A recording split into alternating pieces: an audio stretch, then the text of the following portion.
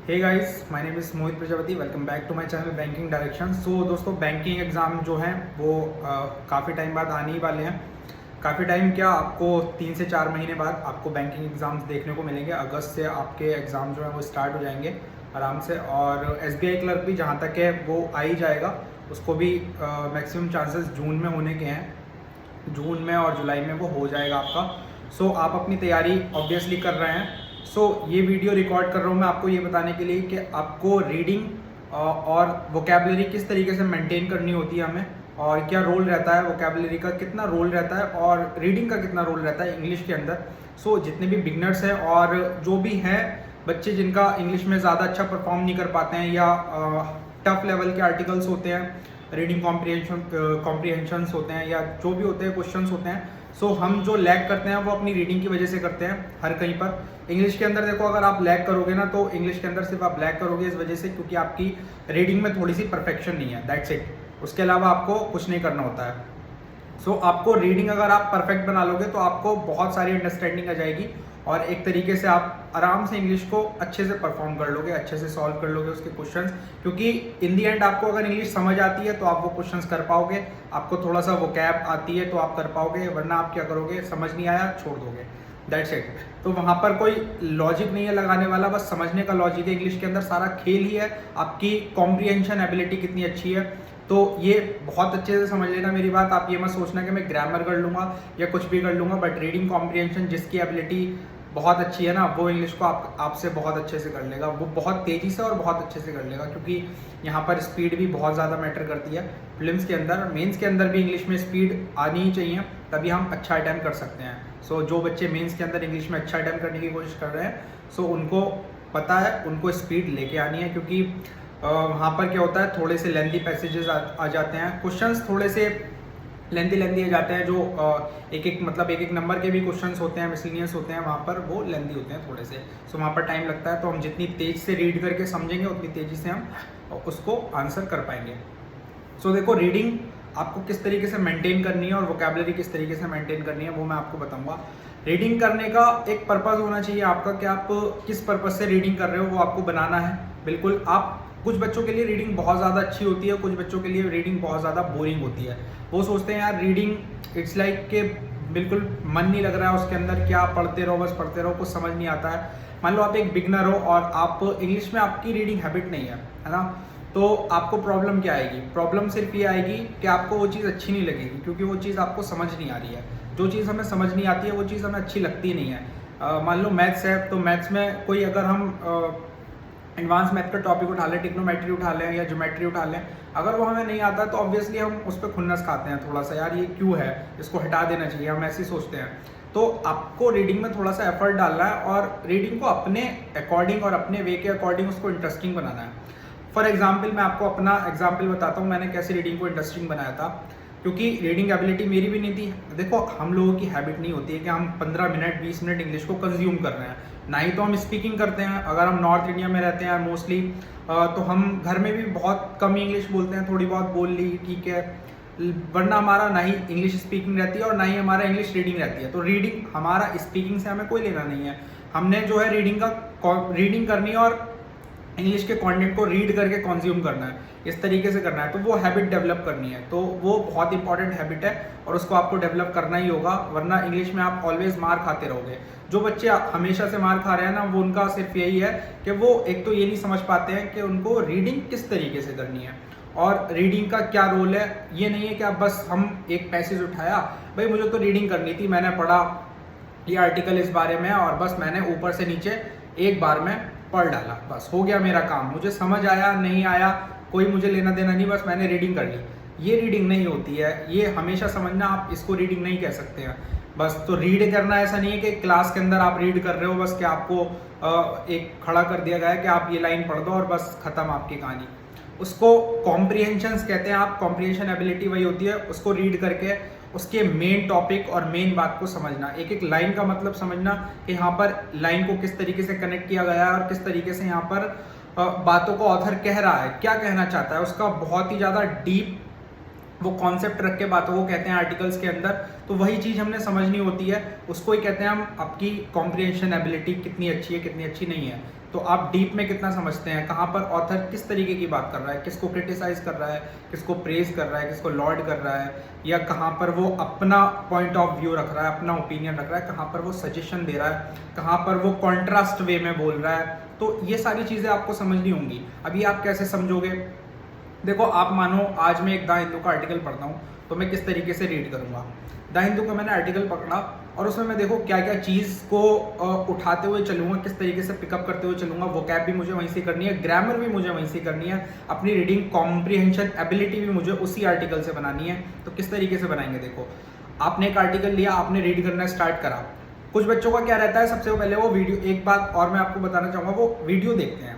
ठीक है, आप वीडियो देख रहे हो, आपने वीडियो देखी, उसके बाद तो आपको समझा दिया, दूसरे ने, सामने वाले ने समझा दिया। अब आप उसको रीड करोगे, आपको पता है ये लाइन का ये मतलब है, मेरे समझ आ गया। आपका एफर्ट क्या? जीरो। सिर्फ आपका एफर्ट था जीरो। आपने सामने वाले से समझा, आपने रीड करा, आपने सोचा मेरी रीडिंग हो गई भाई, अब मैंने बहुत कर लिया, 40 मिनट पढ़ लिया, 45 मिनट की रीडिंग कर ली, हो गया मेरा काम। वो आपने कुछ नहीं करा, आपका एफर्ट वहाँ पर जीरो है, आपने वो 45 मिनट पूरे वेस्ट करे। अगर आपने किसी की रीडिंग समझ के अब उसको बाद में रीड किया, तो ये नहीं करना है आपको। आपको पहले खुद से रीडिंग करनी है, खुद से जितना आपसे समझा जा सके, जितना हद तक आप समझ सको। अगर आपसे एक लाइन का मतलब भी आप समझ रहे हो तो वो आपका खुद का एफर्ट है। आप 2 लाइन के मतलब वहां पे समझ रहे हो, आपको खुद का एफर्ट है, वो डालो। उसके बाद जितना आपको नहीं समझ आया, उसके बाद आप देखो वीडियो उस आर्टिकल की, द हिंदू के आर्टिकल की। आपको बहुत सारे चैनल्स पर मिल जाएंगी, यूट्यूब चैनल्स पर, जो भी समझाते हैं टीचर्स, उनकी फिर वीडियो देखो कि यार इस लाइन का क्या मतलब था, क्या मैंने इस लाइन का सही मतलब समझा। अपने आप को वहां पर आप जज करो कि अब आपने एनालिसिस कर सकते हो एक तरीके से कि आपने जो चीज़ समझी वो आपके अकॉर्डिंग जो थी वो सही थी, जो लिखी हुई आपने समझी वो सही समझा, या फिर आपने गलत समझा। ये चीज़ आप कर सकते हो। देन उस आपने खुद से ही रीडिंग करनी है सबसे पहले, उसके बाद आप वीडियो देख सकते हो। तो ये चीज़ आपको करनी होगी। देखो, अगर जो बच्चे भी ये चीज़ करते हैं ना कि भाई उनको वीडियो देख के समझ तो आ जाता है, मान लो आप अभी भी जीरो हो और आप सोच रहे हो कि यार मैं तो जीरो हूँ, मैं पहले वीडियो देखूंगा और फिर रीडिंग करूंगा, ये ज़्यादा अच्छा रहेगा। बिल्कुल गलत चीज़ है दोस्तों, ये बिल्कुल अच्छा नहीं रहेगा। आप खुद से रीड करो, फिर वीडियो देखो, वो सबसे ज़्यादा अच्छी चीज़ है। आपने अपना एफर्ट लगा लिया, अपना दिमाग लगा लिया, फिर आप वीडियो देख के समझ रहे हो कि हाँ भाई मैंने क्या क्या समझ लिया और क्या क्या समझने से मैं रह गया और क्यों रह गया, तो वो फिर आप सीखोगे वहाँ से, फिर आपकी लर्निंग भी होगी। सो रीडिंग देखो कैसे करनी है। आर्टिकल उठाया, आपने पढ़ना स्टार्ट करा, आपको सबसे पहले बेसिक ग्रामर आनी चाहिए। रीडिंग से पहले देखो बेसिक ग्रामर तो आपको आनी चाहिए। ये ऑलवेज मान के चलना कि आप सबसे पहले ग्रामर का पार्ट खत्म कर लो। बेसिक ग्रामर मतलब आपको पार्ट ऑफ स्पीच क्या क्या होते हैं, नाउन क्या होते हैं, नाउन का यूज क्या होता है, मतलब किसको हम नाउन कहते हैं, एडजेक्टिव किसको कहते हैं, कौन से वर्ड्स होते हैं और क्या उनका यूज होता है, एडवर्ब क्या होते हैं, बस पढ़ लो कि एडवर्ब ये ऐसे वर्ड्स होते हैं और एडवर्ब का यूज क्या होता है, वो इस तरीके से वर्ब को क्वालिफाई करते हैं, नाउन को भी क्वालिफाई, एडजेक्टिव को भी क्वालिफाई करते हैं। एडजेक्टिव क्या करता है, नाउन को क्वालिफाई करता है। तो इस तरीके से नाउन से पहले हम यूज करते हैं। फॉर एग्जांपल बैड बॉय, तो boy is a noun, bad is an adjective. तो वो बॉय कैसा है, बैड है, तो बस उसको बॉय को क्वालिफाई कर दिया उसने, तो हम पहले भी यूज करते हैं। तो इस तरीके से हम यूज करते हैं। तो यूजेस हमें समझ आ गए। अब हम आर्टिकल अपना रीड करना स्टार्ट करेंगे। बस यही 3 चीज़ों की आपको जरूरत पड़ेगी और टाइप्स ऑफ सेंटेंस आपसे आने चाहिए। जितने भी टाइप्स के सेंटेंस होते हैं, प्रेजेंट की बात हो रही है, फ्यूचर की हो रही है, कहाँ पर हम हेल्पिंग वर्ब यूज करते हैं, क्या यूज करते हैं, V1 V2 V3 यूज करते हैं, कहाँ पर हमने पास्ट में यूज हो रहा है तो कौन सा, वाज, वर्ब क्या यूज करना है, हैव, हैज, ये आपको सब आने चाहिए। तो इनको बोलते हैं टाइप्स ऑफ सेंटेंस में आप सब सीख जाओगे ये चीज़, तो ये आनी चाहिए। फिर आपको एक कॉन्टेक्स्ट पता रहेगा कि यार ये अभी प्रेजेंट की बात हो रही है या ऑथर फ्यूचर की बात कर रहा है, कहाँ पर मुझे ये चीज़ आपको पता चल जाएगी। टाइप्स ऑफ सेंटेंस आप रीड करना स्टार्ट करते हो, ये 3 चीज़ें मैंने बहुत इंपॉर्टेंट बताई है ग्रामर की, ये आपको पता होनी चाहिए। फिर आप रीड करोगे तो आपको समझ आएगा कि आप प्रेजेंट की बात हो रही है, फ्यूचर की बात हो रही है, कहाँ ऑथर किस बात को किस तरीके से कनेक्ट कर रहा है। तो अब आते हैं रीडिंग पर।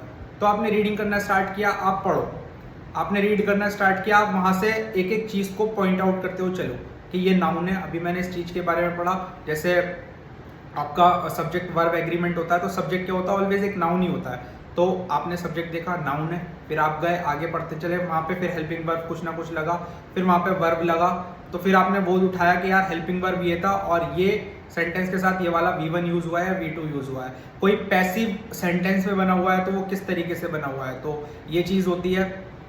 तो आपको ये चीज़ आइडेंटिफाई करके चलनी है रीडिंग के अंदर। जब आप ये चीज़ आइडेंटिफाई करते हुए चलोगे ना, तो आप देखना ग्रामर में तो ऑटोमेटिक परफेक्ट होते चले जाओगे। जितने भी एरर डिटेक्शन है ना, आप यूं चुटकियों में उठा लोगे एरर डिटेक्शन को। क्या भाई हेल्पिंग वर्ब तो ये था, इसके साथ इन्होंने ये फॉर्म यूज कैसे कर दी, यहाँ पे तो ये एरर है। ये नाउन तो ये आपका नाउन सिंगुलर है, सिंगुलर के साथ आपने ये वर्ब कैसे यूज कर दी। इस तरीके से प्लूरल नाउन है, प्लूरल के साथ आपने ये वर्ब कैसे यूज कर दी। ऐसे आप उठा लोगे और बहुत अच्छे से पिकअप आप करने लग जाओगे। तो पिकअप आपको करना है अपनी रीडिंग में। जितना आप रीडिंग में ग्रामर को पिकअप करोगे ना, उतनी आपकी ग्रामर स्ट्रांग होती जाएगी। तो बच्चे यही करते हैं, उनको बस रीड करने से मतलब है, वो पिकअप करते हुए नहीं चल रहे हैं ग्रामर की थिंग। आप नहीं वो एक वर्ड को देखते हुए चल रहे हैं कि भाई यहाँ पे ये वर्ड यूज हुआ है तो एडजेक्टिव की तरह यूज हुआ है और इसने इस वाले नाउन को क्वालिफाई किया है, तो वो ये चीज समझते हुए नहीं चल रहे हैं। तो वहां पर गलती होंगी, क्योंकि देखो ग्रामर में जब आप वो करोगे एरर डिटेक्शन करोगे, तो वहां पर वो एडजेक्टिव वाली भी गलती आती है। वो नाउन के पहले एडजेक्टिव से नाउन ही लगा देते हैं, उससे क्वालिफाई करवा लेते हैं। वो आप जब आप रीडिंग में पिकअप कर रहे हो तो आपकी तो ये हैबिट बन चुकी है ना, आपके सामने कोई सेंटेंस आएगा फट से उठा लोगे। तो इस तरीके से आपने बनाती हुई चलनी है अपनी हैबिट। तो ये इस तरीके से रीडिंग होनी चाहिए। अब देखो डीप कैसे समझना है, आप ऑथर की लाइन समझते हुए चल रहे हो, किस टॉपिक पे वो बात कर रहा है उसको आइडेंटिफाई करो। पूरा आर्टिकल पढ़ने के बाद उसने मेन किस टॉपिक पे बात की, उसका सजेशन किस चीज़ पे था, क्या वो पॉजिटिव सजेशन दे रहा था, कहाँ पर उसने किस चीज़ को गलत बताया और कहाँ पर सही बताया, कहाँ पर उसने किस चीज़ की तारीफ की, कहाँ पर वो ये कह रहा है कि ये चीज़ सही है, ऐसे ही होनी चाहिए, और ये चीज़ गलत है, ऐसे नहीं होनी चाहिए। एक वो बंदा जो आर्टिकल लिख रहा है, या आप हो, आप मान लो किसी से बात कर रहे हो और किसी टॉपिक पर आपकी बात चल रही है, तो वहाँ पर आप किसी चीज़ को गलत बताओगे, किसी चीज़ को सही बताओगे और उसके बारे में सॉल्यूशन भी दोगे। तो एक आर्टिकल इसी तरीके से लिखा हुआ होता है। तो आप जो है इस तरीके से आइडेंटिफाई करते हुए पढ़ते हुए चलो। तो आपको बस ये करना है थोड़ी सी चीज़, देन उसके बाद आपको कुछ नहीं करना है। रीडिंग करते करते आप आराम से कर लोगे सारी चीज़ें। जब आपका ये चीज़ पोर्शन हो जाता है ना, तो आप समझ लो आप एक तरीके से परफेक्ट रीडिंग की तरफ बढ़ते हुए जा रहे हो धीरे धीरे। आपको ये थोड़ा सा टाइम तो लगेगा इस चीज़ के अंदर, ऐसा नहीं आपको टाइम नहीं लगेगा, तो टाइम तो थोड़ा सा लगेगा आपको डेली हैबिट बनाने में। आपको लगेगा कि यार मुझे एक आर्टिकल पढ़ने में 1 घंटा लग रहा है, 2 घंटे लग रहे हैं या 1.5 घंटा लग रहा है, तो कोई बात नहीं, लगने दो। वो चीज़ आपकी 1 महीने के अंदर आप एलिमिनेट कर दोगे। अब आप पॉइंट आउट करते हुए पढ़ लेते, अब आप रीड करते करते पॉइंट आउट कर लोगे। 1-1 सेकंड के अंदर आपने रीड करा, ये नाउन था, ये प्लूरल था, ये सिंगुलर था, यहाँ पे इस वजह से ये यूज हुआ है। हैव प्लूरल नाउन था, हैव यूज हो गया, सिंगुलर नाउन था, हैज यूज हो गया, वर्ब की थर्ड फॉर्म तो आती है इसके साथ, तो ये यूज हो गया। ये पैसिव सेंटेंस इन्होंने मारा है। और यहाँ पर एक कनेक्टर्स ये वाला यूज हो रहा है। कॉन्ट्रास्ट में कौन सा वाइल यूज हो रहा है, व्हेन यूज हो रहा है, क्या यूज कर रहा है वो कॉन्ट्रास्ट में, ऑल्दो यूज कर रहा है, तो क्यों कर रहा है। इस तरीके से इन स्पाइट ऑफ यूज कर रहा है, जैसे डिस्पाइट के साथ ऑफ नहीं आता है तो वो डिस्पाइट के साथ एरर डिटेक्शन में ऑफ देते हैं। तो आप जब डिस्पाइट यूज हो रहा है तो वहां पे देखते हुए चलो ना कि ऑफ लगा हुआ है नहीं लगा हुआ है। जब वहां पे आपने अपनी नजर डाली और वहां पे नहीं लगा था, वहां पे आपने आइडेंटिफाई कर लिया, तो एरर डिटेक्शन में तो आप आराम से उठा लोगे। तो ये चीज आपको करनी होगी। तो ये पर्पस होता है रीडिंग का। देखो रीडिंग का अब आती है, रीडिंग आपको कितनी देर करनी चाहिए। देखो आप अपने अकॉर्डिंग करो, आपको 30 मिनट लग रहा है 30 मिनट करो, 40 मिनट कर रहा है 40 मिनट करो, और ज़्यादा कर सकते हो अपने टाइम के अकॉर्डिंग उतनी करो। मैं आपको टाइम दूंगा लगभग आप 50 मिनट की रीडिंग डेली करो। 50 मिनट के अंदर आप रीडिंग के साथ साथ वोकैब भी लिख लो अपनी। तो अब वोकैबलरी आपको कैसे करनी होती है, देखो कुछ को लगता है कि देखो आर्टिकल पढ़ना ही बहुत ज़्यादा इंपॉर्टेंट है। मैं ये नहीं मानूंगा कि अगर आपकी वोकैब जीरो तो आपके लिए सिर्फ आर्टिकल ही या द हिंदू का एडिटोरियल ही एनफ होगा, क्योंकि वो आपको वोकैब की जो है लर्निंग नहीं कर पाएगा जल्दी से। आप जो है ना रिमेंबर नहीं कर पाओगे, या तो फिर आपको रट्टा लगाना पड़ेगा हर दिन हर दिन हर दिन। वो आप रट्टा नहीं लगा सकते, उसमें बहुत ज़्यादा वो बोरिंग वाला काम होता है और ना ही कोई कर पाता है। तो क्या होता है कि आप एक आर्टिकल पढ़ने के साथ कुछ एक्स्ट्रा नेशनल न्यूज़ भी पढ़ो, नेशनल और वर्ल्ड की। तो वहाँ पर पता है वर्ड की रिपीटेशन होती है। जब वर्ड की रिपीटेशन आपके सामने एक वर्ड आपके सामने 5 बार आ गया ना, मान लो आपके सामने कोई भी वर्ड है और वो 5 बार आ गया, तो वो वर्ड आपको बिल्कुल वहाँ पर याद हो जाएगा। ये आपकी बिल्कुल, जितनी बार हम चीज़ों को देखते हैं ना उतनी चीज़ें हमें याद होती हैं, वो हम लर्न कर लेते हैं और बहुत समय के लिए याद रहती हैं। कोई सा भी वर्ड हो अगर आपके सामने 3 बार आ गया और 3 बार आपने उसको देख के वहाँ पर उसका मतलब हैंड टू हैंड अपने दिमाग में मेमोराइज कर लिया, तो आपको वो वर्ड कभी आप नहीं भूलोगे, वो लॉन्ग टर्म के लिए याद रहेगा। तो आपको देखो एक आर्टिकल में से वर्ड उठाने हैं, आप 6 से 7 वर्ड या जितने वर्ड आपसे नहीं आते हैं आप उतने लिखो। ऐसा नहीं है सिर्फ मुझे 10 वर्ड ही लिखने हैं कि भाई 10 बोला था 10 ही लिखूंगा मैं। जिनका मतलब आपको नहीं आता स्टार्टिंग में आप वो सारे लिखो। 20 वर्ड का आपको आर्टिकल में मतलब नहीं आता, आप 20 के 20 लिखो, 20 के 20 मीनिंग सर्च करो, फटाफट कॉपी में लिखो। देखो मैं ये मेरा रजिस्टर्ड था, मैं आपको दिखाता हूँ इस तरीके से मैं इसमें वोकैब, इसके अलावा भी और भी भरे हुए हैं। तो ये वोकैब मैंने नोट करता था, मैं इस तरीके से यहाँ पर एक एक वोकैब नोट करता था, ऐसे चलता था डेली का, डेली डेट डाली, डेली आर्टिकल डाला, तो इस तरीके से चलता था। तो इसमें मैं भी नोट करता था। क्यों करता था? नोट कर लिया मैंने। अब मैं नोट करने के बाद क्या करता था, अब ये नोट करके इसको ऐसे नहीं है सिर्फ रख दो सजा के, हमने इसको देखना होता है कितने दिन बाद, हर दूसरे या तीसरे दिन बाद। दूसरे तीसरे दिन बाद आपने 30 वर्ड नोट कर लिया, 40 वर्ड नोट कर लिए, तो फटाफट आप एक बार देख लो उनको, फटाफट उनके मीनिंग देख लो। ऐसा नहीं आपको याद करने हैं कि भाई ये था, इसका मतलब ये था, मैं इसको 3 मिनट तक अपने दिमाग में चलाऊंगा, नहीं। फटाफट वर्ड को देखो, फटाफट उनके मीनिंग देखो, याद हो जाएंगे। फिर अगले से 4 से 5 दिन बाद फिर से उन वर्ड्स को देख लो, स्टार्टिंग से ही देखो। ऐसा नहीं है कि आपने जो नए वर्ड्स देखे तो मैं वही देखूंगा, नहीं, स्टार्टिंग से देख लो आप, तो वो आपको फिर से मेमोराइज हो जाएंगे। और जो मैं नेशनल न्यूज़, एक्स्ट्रा न्यूज़ पढ़ने के लिए मैं बोल रहा हूँ, ऐसा नहीं है न्यूज़पेपर ही, जिन बच्चों को जो अच्छा लगता है वो रीड करें, बट आर्टिकल्स पढ़ना इसलिए में इंपॉर्टेंट रहता है न्यूज़पेपर पढ़ना, क्योंकि जो एग्जाम में आता है उससे बहुत ज़्यादा कनेक्टेड आ जाता है। कनेक्टेड मतलब उस तरीके के आपको आर्टिकल मिल जाते हैं, उस तरीके के आपको बहुत सारे क्वेश्चंस मिल जाते हैं वहाँ पर, जो उस थीम पर बेस्ड होते हैं।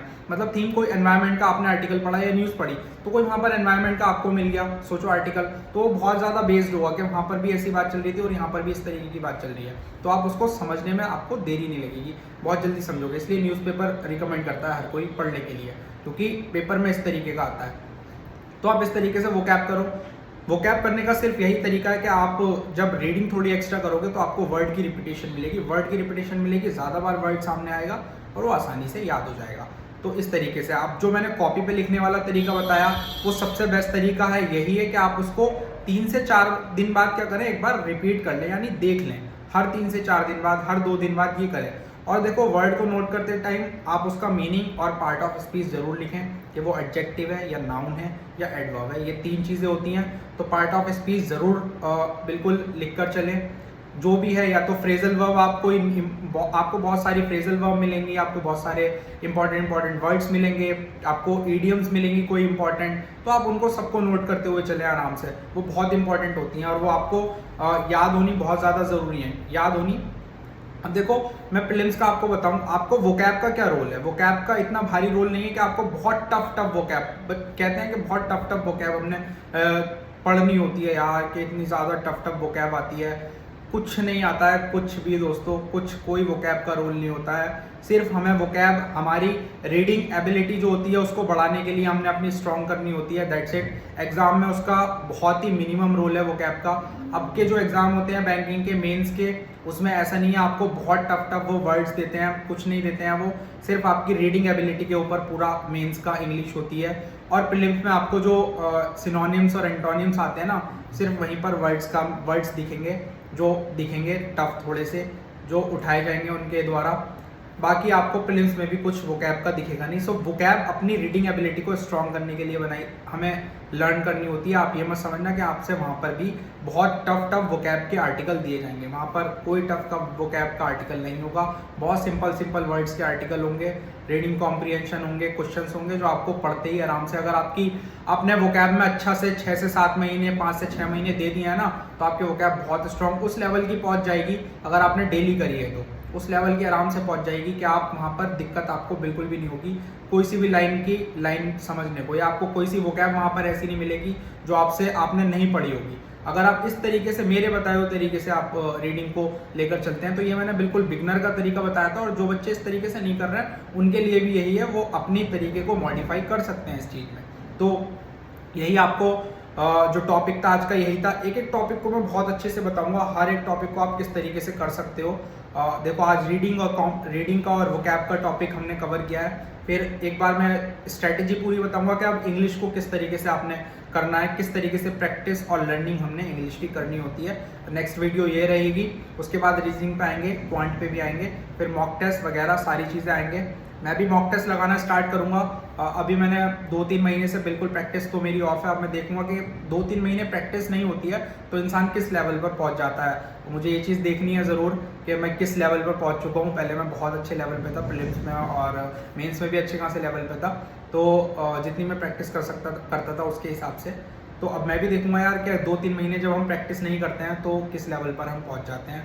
So I will take a mock test और उस मॉक टेस्ट के मैं आपको मार्क्स भी दिखाऊंगा। ऑब्वियसली जो भी मैं लगाऊंगा प्रीलिम्स का, पीओ का या क्लर्क का, तो मैं आपको मार्क्स भी जरूर शो करूंगा कि ये चीज़ शो करने के लिए अगर हमारी प्रैक्टिस में ब्रेक आता है तो हम कहाँ स्टैंड करने लगते हैं।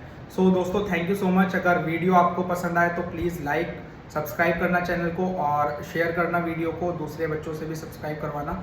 और बिल्कुल आप मेहनत करते रहिए, ऐसा नहीं है, मेहनत जब करते रहोगे तो आपको ऑलवेज एक दिन जीत ज़रूर मिलेगी, सक्सेस आपको मिल जाएगी। सोचना मत, बस मेहनत करते रहो। Thank you so much.